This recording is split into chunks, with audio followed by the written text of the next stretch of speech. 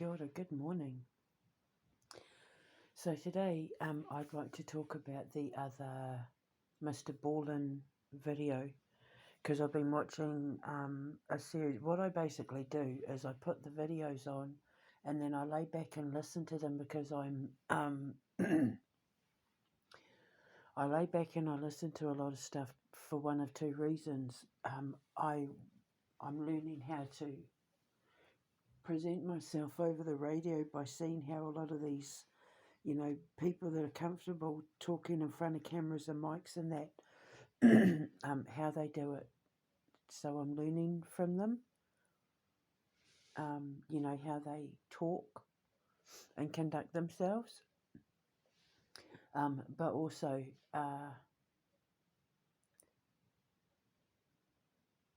whether some of the stories that I'm listening to can be transferred over to my radio station to be told as, like investigations, or to be part of investigations, or to be told as stories and that sort of thing. Sorry, it's because I'm drinking my coffee. I should call this coffee hour, I swear. I'm just going to have a sip. So in my video about the Palmyra werewolves, I was talking about skinwalkers and Ziggy Adamski and PC Godfrey and the morph suits and that sort of thing. I think maybe what happened was I got my wires crossed a little, because of the fact I maybe had drifted off because I fell asleep quite early and then I woke up again. And I think maybe I might have started listening to one of his videos and then woken up again listening to another video and then drifted off back to sleep, and somehow my brain merged, and then when I woke up to do my video, the second story maybe was a little muddled, because I've gone back to go over what he was saying and then dug into my investigation as to what I thought it could possibly be, and now everything's changed. So, but it is still connected in some ways, and I'm going to explain. So the second video is a completely different Mr. Ballen video, not even in the same 5 ones that I put in the description box, but I've got some links that I'll put in the description box, as well as my PC Godfrey video, because it is still connected. So I'm talking about the Stockbridge bypass ghost. Now, this part of the road is considered to be the most haunted road in Britain now, and apparently it had a really high accident rate in the 80s, up until they brought in the speed cameras, and in 1987, I believe it was, there was this report of these 2 security guards in South Yorkshire,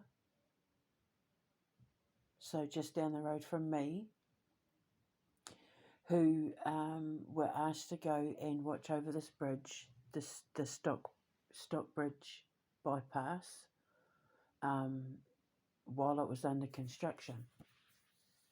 They went out there, they saw kids playing on the side of the road or something, doing like, holding hands and running around in circles, like skipping in circles. And then they saw a monk on a bridge wearing like a cowl, and when he turned to look, he had no face or something. So they ran to the police, and the police pretty much just brushed them off.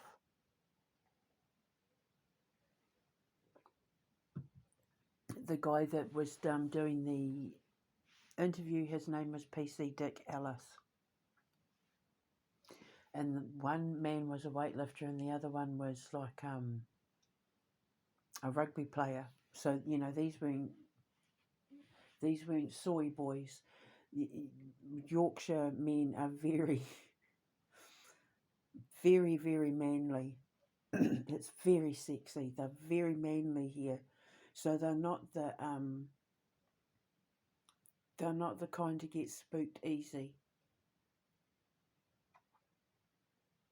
A Yorkshireman knows how to stand his ground.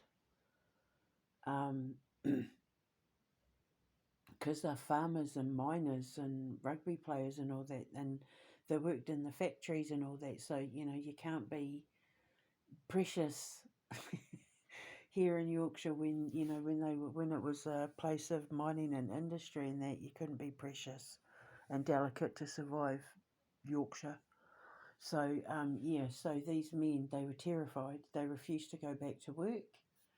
And PC Ellis basically said to him, go to the church and ask for the church. If it's a ghost, it's the church's problem. And apparently, these two boys, they did go to the church and they refused to leave until the church got rid of the ghost, because they weren't going to go back to work until this ghost was taken care of.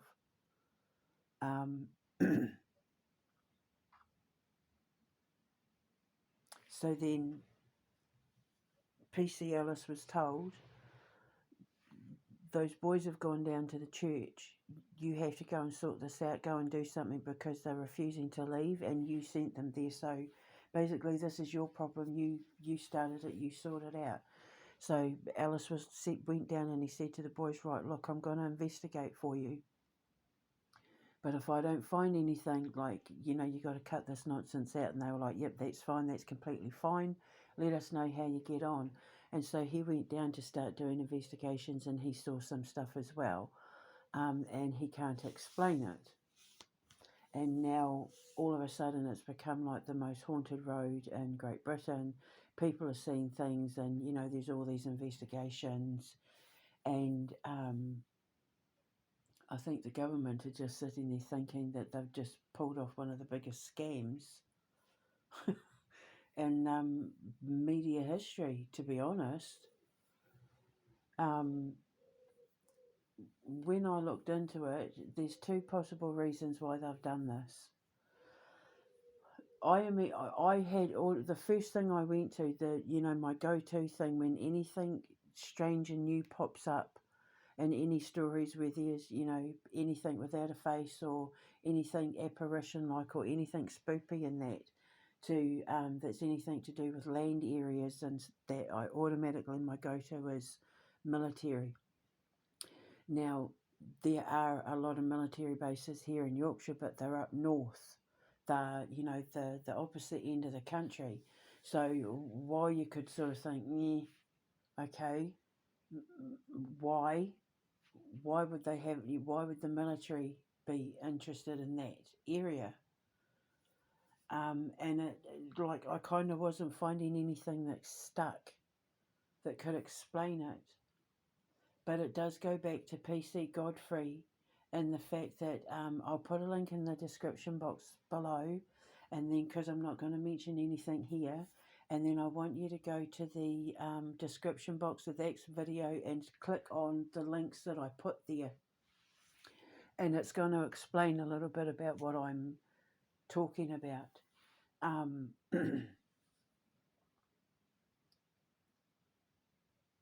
It sounds like, when I looked into it, it sounds like there's one of two possible reasons as to why they've done what they've done. What you need to understand is that they have been able to use weapons and things on people since the 1890s to change, you know, to make them see things, to make them hallucinate, to make them freeze and panic and fear and, that sort of thing. Since the 1890s, Nikola Tesla invented these energy weapons and stuff that they have been perfecting ever since, especially since they killed him. And they have been the cause of a lot of trouble, which is connected to Ziggy Adamski and PC Godfrey, because they need test subjects. And when you're talking about mines, MINES, that's not so much military as more government. And there's things that go on in the mines around here in Yorkshire that you kind of have been led to believe is paranormal, or UFOs. Yorkshire is a hotspot for UFO activity, which is why we've got like RAF, Menwith, and all that here. The NSA, not far up the road, probably listening to everything I'm saying. They can't hide it. They don't hide it. They're out in the middle of nowhere, big white balloon buildings and blah blah blah. So they test a lot of things out here, and when cases like Ziggy Adamski and PC Godfrey and the Stockbridge bypass come up, when you can kind of rule out it being, an exclusive military thing like I could in the last video, the next thing would be government or enterprise. And when you're dealing with mines, it's always going to be government, because there's money to be made with things they can do down in those mines. Human trafficking for a start.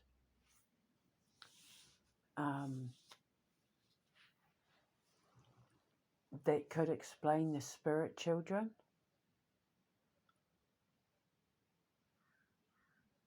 The children may have been, because they saw the children first, the children could have been the warning to let them know that there were things going on. You're talking about, when I looked on the map, you're talking about an area of Yorkshire that is, it's like in the perfect spot for the mines, for the railway, and for the water. So, transporting humans and that, transporting children would be very, very easy to do. And if there was a lot of it going on in the 80s, which there was, and they needed people to keep away from the area because they were moving precious cargo between the mines and the trains and the boats and the roads and the this and the other. They're going to need to keep people distracted. And there are mines in the area, former mines, and limestone quarries and that. So when you're dealing with paranormal activity and mines and quarries of precious minerals and stuff, that's when you've got to realise, like with Ziggy Adamski and all of that, that it's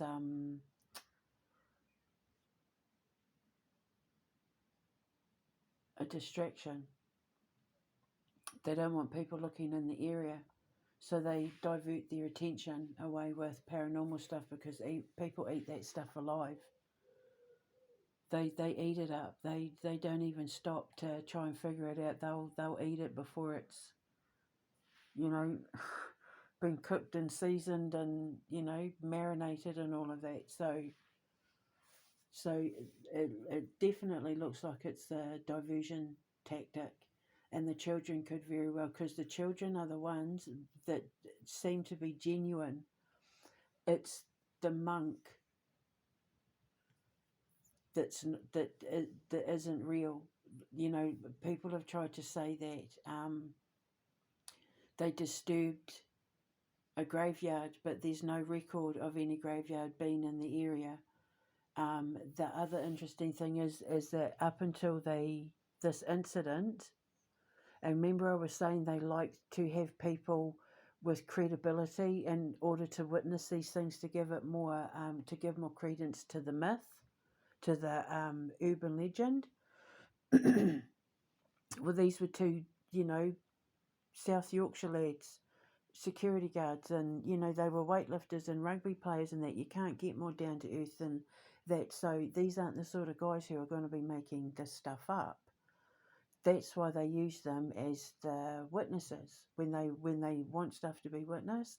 It's always people with credibility that they use as like the, not scapegoat, but like test subject to be the witness.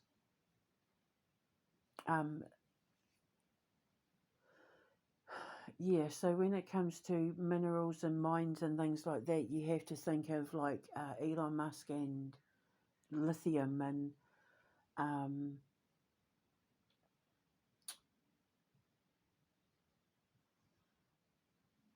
not going to say any more. Just go to the links in the Godfrey video, and then you'll put two and two together. Now, the other interesting thing I found is that considering there've been zero ghost sightings before the construction, or before that night, that's when the red flags have to start going up. That's when you know that this has to be a myth, because there is no evidence of any graveyard anywhere near that, and yet people are quite happy to carry on this myth that it's a graveyard thing.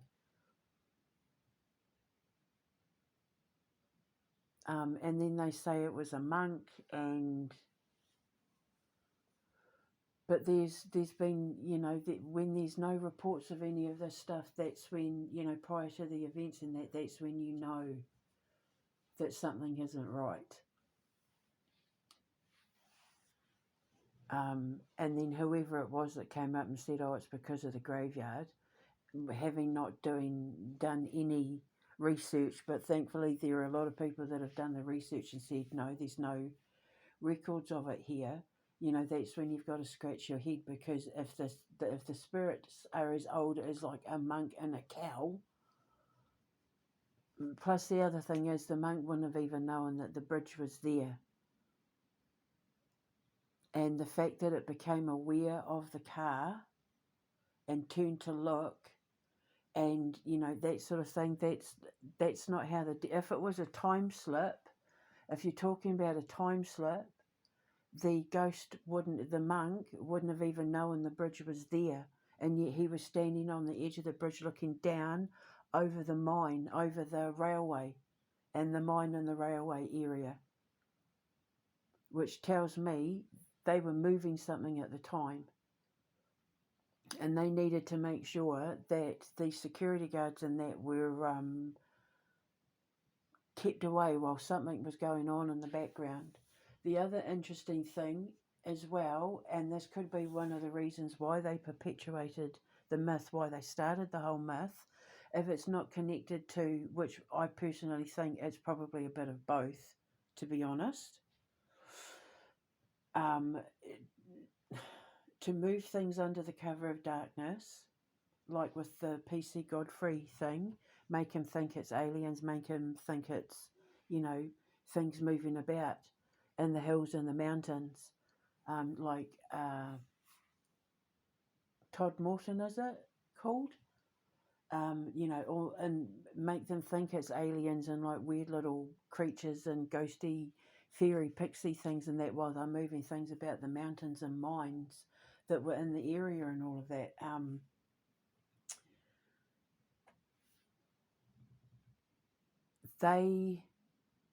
Because of the amount of car accidents that started happening, they just happened to bring in a speed camera. Let's put a speed camera there.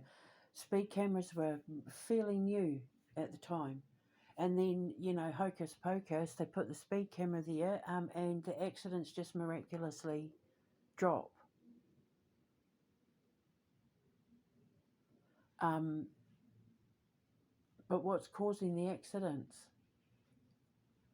People are saying that, they're seeing ghosts, that they're seeing this monk. Some people are saying that they get hit by a weird feeling, like it's a feeling that hits their physical body, and when that happens, that's when you have to look at direct energy weapons. When you're suddenly hit with that, that physical fear in your chest or your gut, or your head, and it's like like a pulsating fear, that's when you're looking at direct energy weapons. So they've either got something going to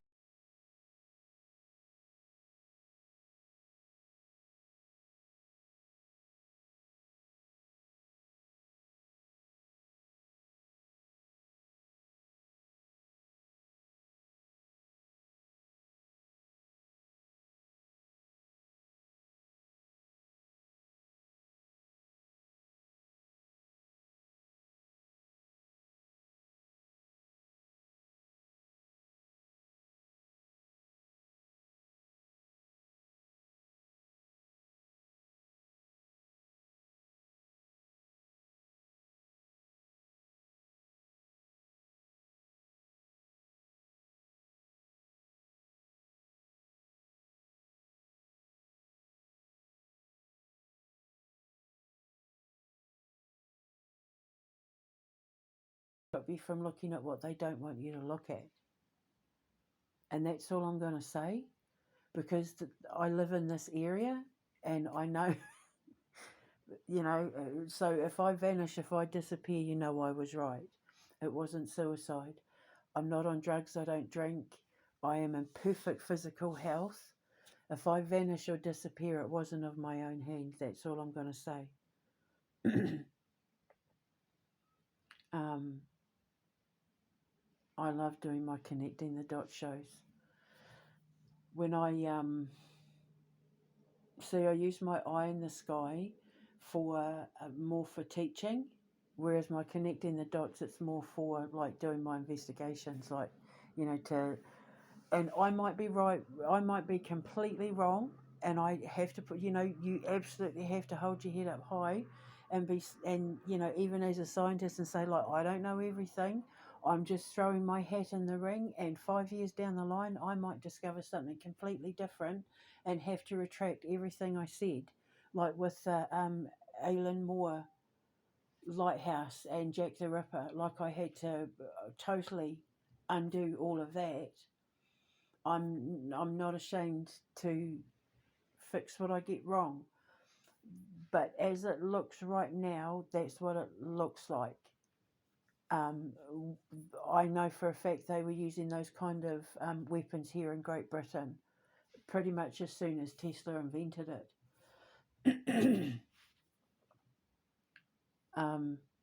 And we know the Scottish have them, and they use 5G towers and that now, but um, yeah, paranormal activity isn't always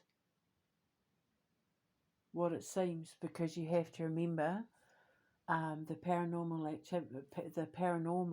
brain is controlled by the Schumann resonance, and these direct energy weapons and 5G towers and that can control the Schumann resonance, and that's anything that comes over the radio, comes across the TV. Back then they didn't have Wi-Fi and broadband and all. Well, we didn't. Because that's the other thing, even with their morph suits and that, these are the military and the government and that have had access to this technology for decades before the public even knew that this stuff existed.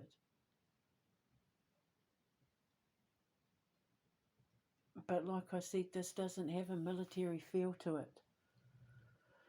This feels more government, secret service, government stuff.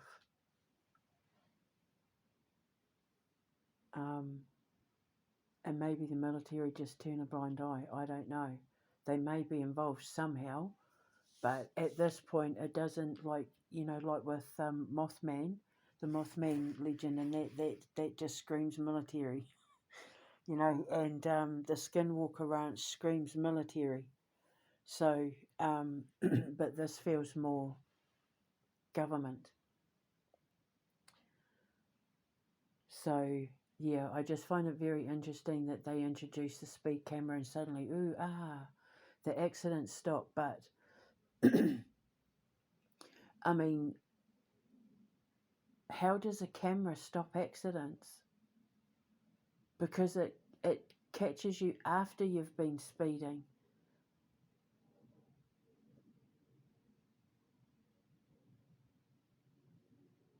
And people speed through highways. When you're talking about a massive stretch of road, yeah, people speed through highways. I just find it very interesting that everything suddenly miraculously kind of started ceasing when they brought in the speed cameras. So I think that it was a twofer. That whole event was a twofer. Distraction and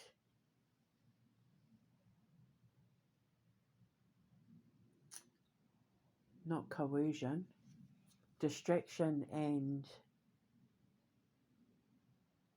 manipulation. Manipulating people into thinking that there was something wrong with that area, so they need to put speed cameras in there.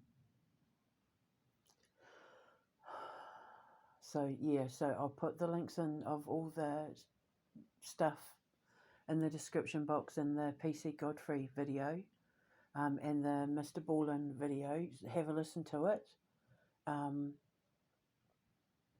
You'll have to move it along, but yeah, that's just my 2 cents. I might be wrong, I might be right. But if I'm wrong and I find out I'm wrong, I will fix it. But for now, this is just my hypothesis, and we'll see what happens after this. I just have to be careful because I literally live in the area that it's talking about. I'm sitting I'm sitting right in the rubber dinghy, surrounded by the nest of sharks. So yeah, so I have to be careful. But I can't wait to get out of here and make these shows for real, for real, for real. Go out on location and do investigations and sit with my co-host. And because this is my connecting the dots, is one of the ones where I want to have my co-host. And I just want him to just be like, full of questions and ideas and just, yeah, I want him to be one of these guys that's like, oh my God, this is so exciting. Give me more. I need more of our shows. I want that kind of co-host. So I'm going to go and have my breakfast now. Just some food for thought. I will speak to you later. Ka kite anō. Mwah.